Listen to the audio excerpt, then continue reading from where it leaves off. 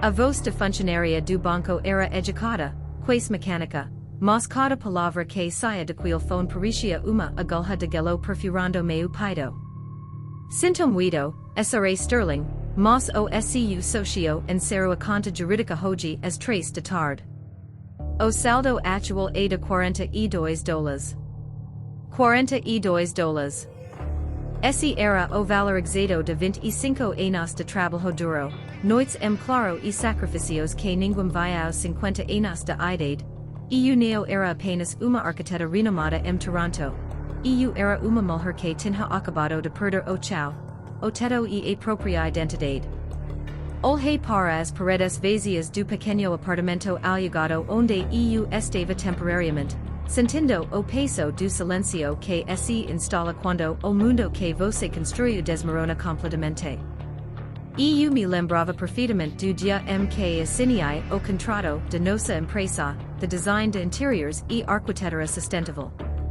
Eu tinha o talento, os rascunhos, a visão, ele tinha os sorrisos, os apertos de mão e, como descobri tarde demais, a ganância fria. Quando você passa dos 40, o mercado comica a olhar para você como se o preço de validade estivesse chegando ao fim, mas eu acreditava que minha experiência me protegia. Quão ingenua eu fui. A treco corporativa machuca tanto quanto uma treco conjugal, porque ela destrói a sua segurança e a sua autoconfiança de uma só vez. E ali, sentada com telefone antigo na mão e olhando para a chave que baixa na janela de vidro, eu percebi que eles não tinham apenas levado meu dinheiro. Eles tinham levado meu nome. O que eles não sabiam, e o que nem eu mesma lembrava naquele momento de desespero, é que uma estrutura bem projetada não cai facilmente, mesmo quando tentam demolir suas fundecos. Eu estava no fundo do poco, sem ira nem beira, assistindo ao triunfo daqueles que me rubram. Mas o fundo do poco tem uma única vantagem, ele é sólido o suficiente para você pegar impulso. Enquanto o relógio avançava lentamente, cortando a noite gelada, o visor do meu celular brilhou com número desconhecido de código de área internacional. Toque. Dois toques. Eu não sabia, mas aquela chamada traria de volta detalhe técnico que meus antigos socios esqueceram de apagar. Por mais de 2 décadas, minha vida foi o reflexo perfeito do sucesso corporativo moderno. Eu era a mente criativa por trás de Sterling Advanced Designs. Nossos projetos eram publicados em revistas de arquitetura de Vancouver e Nova York. Eu acordava todos os dias às 5 da manhã, preparava meu café olhando para o horizonte da cidade e passava o dia transformando galpos industriais abandonados em complexos sustentáveis modernos. Eu me orgulhava de cada linha que desenhava na minha prancheta, cada material ecológico que escolhia a dedo. Minha rotina era sólida, segura e, aos meus olhos, inabalável. Eu sentia que tinha conquistado o meu espaço por direito e por mérito. Arthur Vance, meu socio, era o homem de negócios. Ele lidava com os investidores, os contratos e os relatórios financeiros detalhados enquanto eu me concentrava no que fazia de melhor, criar. Nós tínhamos uma dinâmica que parecia perfeita para o mercado de Toronto. Nós jantávamos com celebridades locais, fechavamos parcerias com grandes construtoras e nossa reputação era impecável. Eu acreditava genuinamente que nossa amizade e nossa parceria de negócios eram construídas sobre uma rocha de respeito mútuo. Minha vida financeira estava no auge, e eu planejava minha aposentadoria com tranquilidade, sabendo que o legado da empresa garantiria meu futuro e o de qualquer projeto que eu quisesse apoiar. Eu via o envelhecimento não como uma perda, mas como acúmulo de poder. Aos 50 anos, eu me sentia mais inteligente, mais perspicaz e mais conectada com o meu propósito do que quando tinha 25. Minha casa era decorada com minhas próprias ideias, meu circulo social era composto por profissionais influence, e eu raramente precisava olhar o preço de qualquer coisa que decidia comprar. Era uma sensação de estabilidade quase anestesiante. No entanto, o era mais perigoso arquiteto e focar tanto na beleza de fachada que acaba ignorando os pequenos sinais de que a terra sob a fundação está começando a ceder de forma silenciosa e lethal. Os sinais estavam lá, claro. El sempre esteu, mas a nossa mente cria desculpas para proteger a nossa paz. Comico com pequenas inconsistências na assinatura de fornecedores. Arthur passou a solicitar reuniões de diretoria sem minha presença, alegando que eram apenas ajustes operacionais chatos e que não queria desperdicar o meu tempo criativo. EU, imersa em grande projeto de revitalização urbana na área portuária, agradecia pela suposta consideração. Lembro-me de uma tarde que notei que o acesso às pastas digitais de contabilidade havia sido alterado. Quando questionei o departamento de TI, me disseram que era uma nova diretriz de segurança implementada por Arthur. Depois viram as mudanças de tom nas conversas casuais. Minha assistant senior, uma jovem que eu havia contratado logo após sua formatura e treinado pessoalmente por 5 anos, começou a me evitar nos corredores. Quando entrava na sala de reuniões, as conversas cessavam abruptamente. Eu sentia uma atmosfera densa, mas atribuía aquilo ao estresse do prazo do novo projeto milionário que estávamos prestes a assinar com fundo de investimento europeu. Eu me convencia de que estava apenas cansada e que a paranoia era fruto das minhas noites mal dormidas gerenciando os canteiros de obras. Uma terça-feira de outono, 6 Arthur conversando ao telefone no estacionamento do escritório. Sua expresso era tensa, mas ao me ver, ele sorriu aquele sorriso ensaiado que eu conhecia tão bem e desligou rapidamente. Apenas lidando com burocracia, Eleanor, disse ele, batendo de leve no meu ombro. Aquele toque, que antes me trazia segurança, me causou arrepio estranho na espinha. Se eu tivesse parado para analisar a documentação da empresa naquela mesma semana, talvez tivesse visto que, as procurações que assinei anos atrás estavam sendo usadas para algo muito diferente de renovação de seguros. Mas a confiança cega o solo mais fertile para a semente de treco. O golpe final foi executado com a precisão cirúrgica de quem plane cada movimento por meses. Era uma sexta-feira de manhã quando cheguei ao edifício comercial no centro de Toronto. Ao passar meu cartão de acesso na catraca de entrada, o aparelho emitiu byte vermelho estridente. Tentei novamente. Nada. O segurança do prédio, homem que me conhecia pelo nome há uma década, aproximou-se com o olhar fixo no chão. Eleanor Sterling, fui instruído a não permitir sua entrada hoje. Seus pertences pessoas já foram coletados e estão nesta caixa. O mundo parece perder o som por alguns segundos. Tentei ligar para Arthur. Caixa de mensagens. Tentei ligar para a minha assistente. O número não existe mais. Subi o andar da empresa usando o elevador de serviço, ignorando os protocolos.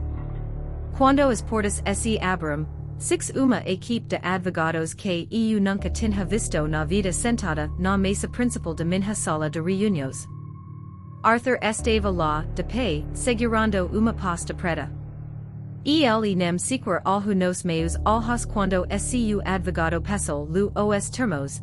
Eu havia sido destituída do Conselho Administrativo por quebrar a cláusula de exclusividade, baseada em documentos falsificados que mostravam que eu supostamente estava vendendo designs confidenciais para concorrentes.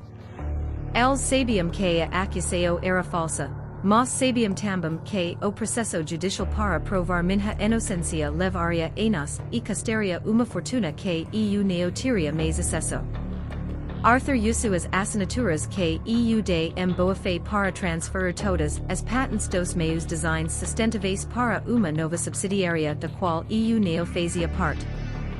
Menos de duas horas, descobri que a empresa que levava meu sobrenome já não me pertencia.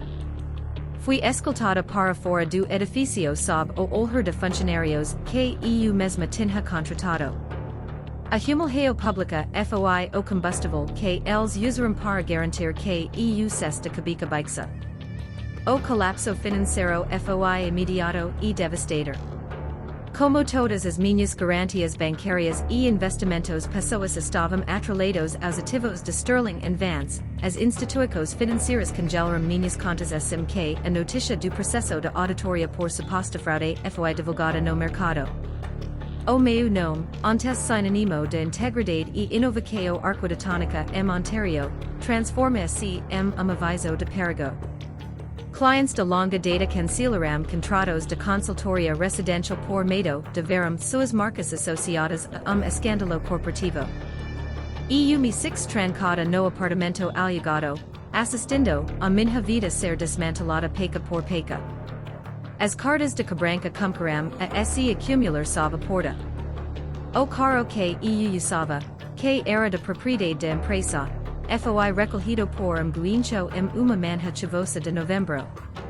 Meus cartos de crédito foram cancelados após o outro. A sensação de impotência era sufocante. Cada tentativa de contato com escritórios de advocacia terminava na mesma resposta. Podemos aceder o SEO caso. Eleanor Sterling, mas exigimos adiantamento de $10,000 para iniciar os tramites. Olhava para os meios extraídos bancários e via a velocidade com que as minhas poupancas pessoas evaporavam apenas para pagar a alimentaco e o aluguel básico. O isolamento social veio logo em seguida. Amigos que antes disputavam lugar a minha mesa nos jantares de gala desapareceram como fumaça. Ninguém queria ser visto como arquiteta acusada de espionagem industrial. O telefone, que antes tocava incessantemente com propostas de projetos e convites para palestras, tornou-se objeto inútil e silencioso sobre a mesa de cozinha. A dor de perda financeira era imensa, mas a dor de perceber que o seu valor como ser humano estava diretamente ligado ao saldo de sua conta bancária, e ao status do seu cargo corporativo era infinitamente paia. Estava evaporando aos poucos. O ponto mais baixo aconteceu na noite do meu aniversário de 50 anos. Estava sentada no chão da sala do apartamento, iluminada apenas pela luz fraca da lâmpada de rua que entrava pela janela sem cortinas. Na minha frente, havia uma caixa de papeleo com os poucos diários de espocos que consegui salvar e uma carta de despejo de imobiliária me dando 30 dias para desocupar o imóvel por falta de pagamento. Liguei para o banco naquela noite, torcendo por erro no sistema, mas a resposta da atendente confirmou o desastre total, $42 restantes na conta corrente. Olhei para as minhas mãos e não reconheci a mulher que via no reflexo do vidro da janela. Onde estava a arquiteta brilhante que redefiniu o conceito de espaços verdes urbanos no Canadá? Onde estava a mulher segura que falava para plateas caias? Tudo o que restava era uma mulher de 50 anos, sem perspectivas, sem família por perto para apoiar e com a certeza de que o mercado de trabalho já tinha fechado as portas para sempre devido a idade e a reputação destruída. A vergonha era tanta que evitava ir ao supermercado durante o dia para não correr o risco de cruzar com algum ex-colega de profissão. Peguei o celular com a intenção de desligá-lo e aceder ao esquecimento definitivo. Sentia que tinha falhado não apenas nos negócios, mas na condução de minha própria história. A humilhação de Arthur e de minha antiga assistente desfrutando do meu legado, vivendo na estrutura que desenhei, era fantasma que me perseguia a cada minuto. O silencio do apartamento era tão denso que eu conseguia ouvir o tic-tac do relógio, marcando o tempo de uma vida que parecia ter chegado ao fim antes do combinado. Foi exatamente nesse segundo de entrega total à derrota que o aparelho emitiu uma vibração longa. O visor mostrou código de área que eu não via há mais de 15 anos, plus 44, Reino Unido. Minha primeira reação foi ignorar, achando que era apenas mais uma cobrança internacional de algum serviço antigo que eu esquecera de cancelar. Mas o telefone continua a tocar com uma insistência quase agressiva. Com os dedos tremulos, deslizei a tela e atendi, mantendo a voz o mais firme que consegui. Eleanor Sterling, pergunta uma voz masculina, com sotaque britânico polido e urgente. Era o diretor de dos maiores fundos de investimento em infraestrutura verde de Europa. Ele não estava ligando para falar sobre o escândalo de Toronto. Ele estava ligando porque estava uma disputa judicial em Londres envolvendo a autoria e os direitos de megaprojeto sustentável que a Sterling and Vance havia tentado licitar na Inglaterra 5 anos antes. Sra. Sterling, descobrimos que SEO ex-socio está tentando vender a propriedade intelectual des projeto para grupo de investimentos aqui em Londres, mas encontramos uma inconformidade técnica grave nos registros arquivados no escritório de patentes internacionais, explicou o executivo. Meu coração disparou. O executivo continua, revelando que para registrar a patente na Europa na época, a legislação exigia a assinatura digital individual do criador técnico principal, e não apenas a assinatura corporativa do socio-administrador. Em suma, Arthur tinha os direitos de empresa no Canadá, mas o design original do projeto europeu ainda estava legalmente registrado sob o meu número de identificação profissional individual. Se eu aceitas vor para Londres para testemunhar e validar os documentos originais, o Fundo Europeu cobriria todas as minhas despesas e me contrataria como consultora técnica independente para execução de obra. Uma fresta de luz surgia no muro de concreto. Eu não tinha dinheiro para a passagem, mas o Fundo de Investimentos enviou bilhete eletrônico em classe executiva nas 3 horas seguintes. A rumor mala foi exercício de resgate de dignidade. Escolhi meu melhor turno cinza, o mesmo que usei quando ganhei o Prêmio de Sustentabilidade de Ontario, ajustei meu cabelo e caminhei ao Aeroporto Internacional Pearson como a cabeça erguida pela primeira vez em meses.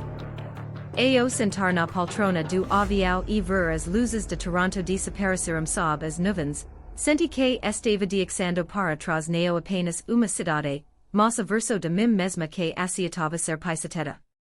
Chegando a Londres, fui recebida por motorista particular que me leva diretamente para escritório de advocacia de Alto Padrão próximo ao Rio Tamisa.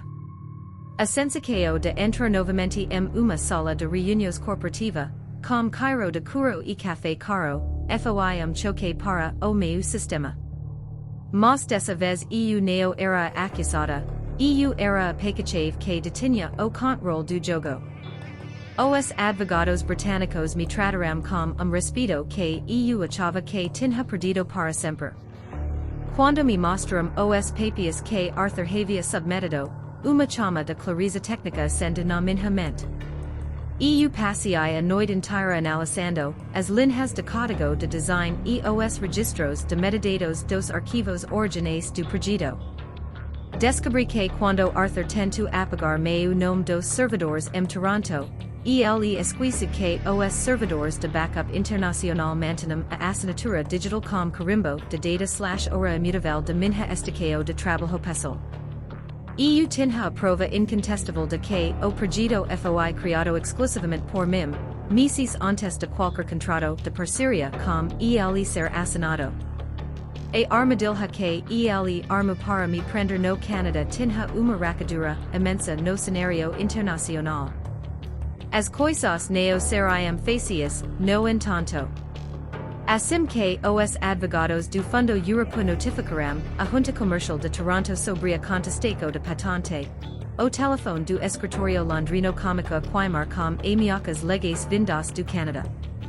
Arthur descobriu onde EU estava e acionou seus advogados de defesa, enviando uma notificação extrajudicial alegando que EU estava quebrando o acordo de confidencialidade e que se EU assinasse qualquer documento em Londres, eles pediriam a minha prisão internacional por fraude financeira. O medo tento voltar a ocupar espaço na minha mente. Passar por isso aos 50 anos é diferente de passar aos 30. Você sabe exatamente o tamanho do monstro que está enfrentando e sabe o quanto o sistema pode ser cruel com quem não tem poder financeiro imediato. Houve momento, na segunda noite em Londres, que olhei para o caldre de papias e pensei desistir, aceitar acordo menor apenas para ter paz e pagar minhas dívidas Toronto. A pressão dos advogados de Arthur era psicológica, focando na minha idade e dizendo que EU destruiria o resto de reputação que me sobrava se insistisse naquela batalha judicial complexa internacional. Foi quando me lembrei do chão frio do apartamento alugado e dos $42 na minha conta. EU já tinha perdido tudo o que podia perder. Quando você perde o medo porque já conhece o pior cenário possível, você se torna a pessoa mais perigosa na sala. Olhei para o advogado do Fundo Britânico e diz: diga a eles que não vou assinar nenhum acordo amigável. Nós vamos para o Tribunal de Arbitragem Internacional. A resistência deles apenas provava que o documento que EU tinha em mãos era a chave para desmantelar todo o império de mentiras que Arthur tinha construído às minhas custas. A audiência de arbitragem internacional em Londres durou 4 dias intensos. Arthur não compareceu pessoalmente, enviando apenas seus representantes legais com pilas de documentos corporativos canadenses. Mas a legislação internacional de propriedade intelectual é clara. O criador original tem direitos inalienáveis sobre a obra, se houver prova de falsificação ou omissão de consentimento na transferência de ativos. Apresentei os metadados brutos e o depoimento técnico do engenheiro de software que tinha feito o backup de minha antiga estação de trabalho antes de EU ser demitida. O veredito do árbitro internacional foi golpe devastador para a nova empresa de Arthur. Não apenas a transferência de patente para o Fundo Europeu foi bloqueada, mas o tribunal declara que o uso dos meus designs no Canadá estava sob suspeito de fraude técnica grave. O Fundo Europeu, livre do bloqueio legal, assinou o contrato diretamente comigo, criando uma nova empresa de consultoria sediada em Londres, com uma filial em Montreal. EU não era mais a sócia minoritária de homem ganancioso. EU era a diretora técnica executiva de Sterling International Eco-Architecture. A reinvenção não foi apenas profissional, foi visceral. Comecei a recrutar profissionais experientes que o mercado norte-americano costuma descartar por causa da idade, mulheres engenheiras, arquitetas e administradoras com mais de 45 anos que sabiam exatamente como trabalhar sob pressão e com precisão milimétrica. Meu novo escritório tinha vista para os jardins suspensos de edifício que EU mesma ajudaria a projetar. Minha postura mudou, minhas roupas voltaram a ter o corte elegante da alfaiataria clássica, mas meus olhos agora carregavam uma frija de quem sabe exatamente o preço de própria sobrevivência. A vitória final acontece sem alarde, sem discussos em redes sociais ou confrontos dramáticos de cinema. Ano após aquela ligação telefônica que mudou minha vida, a nova estrutura corporativa que criei venceu a licitação para o projeto de revitalização do complexo portuário de Toronto. O mesmo projeto do qual EU tinha sido expulsa e humilhada por Arthur. Quando entrei na sala de conferências de prefeitura de Toronto para assinar o contrato oficial de desenvolvimento, a equipe de Arthur estava sentada do outro lado do corredor, aguardando uma audiência de falência técnica devido aos processos de indenização que tiveram que pagar internacionalmente. Arthur tentu se aproximar de mim no final de reunio, sua expresso envelhecida pelo estresse, o turno que antes parecia impecável agora ligeiramente desalinhado. Ele tentu gaguejar uma de culpa, falando sobre preços dos investidores da época, e sugerindo uma possível subcontratação de sua equipe para o novo projeto portuário. Olhe para ele com a calma de quem observa, desenho antigo que perdeu o sentido. Neo havia odio mim, apenas uma indiferença absoluta. Os seus designs neo cumprim os novos padrões ecológicos internacionais, Sr. Vance. Passar bem, responda de forma fria e profissional. Minha antiga assistente, que tinha participado do complô para me derrubar, estava na recepção, segurando uma pasta de currículos, tentando evitar meu olhar. Passei por ela sem parar, focada no meu novo time de arquitetas experientes que caminhavam ao meu lado. O nome Sterling estava de volta ao topo dos edifícios da cidade, mas agora livre de qualquer socio parecida. Minha vitória foi silenciosa, construída com tijolos de competência, contratos blindados e a certeza de que a melhor resposta para quem tenta apagar você do mapa é redesenhar o mapa com o SEO nome no centro. Sentada hoje no meu escritório em Montreal, olhando para os esbocos do complexo urbano que estamos construindo na costa canadense, percebo que os 50 anos neoforum, o FIM do meu livro, mas apenas o encerramento de prólogo muito longo e mal escrito. O recamico é assustador porque exige que você desista de ilusão de segurança que passou a vida inteira tentando construir.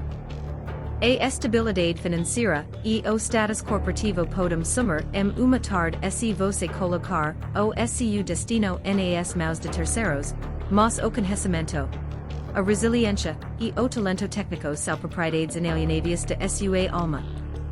Quando olho para trás, para aquela noite escura onde eu tinha apenas $42 e uma carta de despejo na mesa, sinto uma profunda gratidão pela ligação que recebi, mas principalmente pela coragem que tive de atender o telefone e subir naquele avião. A treco de Arthur Neo me destruiu, ela me liberta de uma parceria que limitava o meu crescimento real.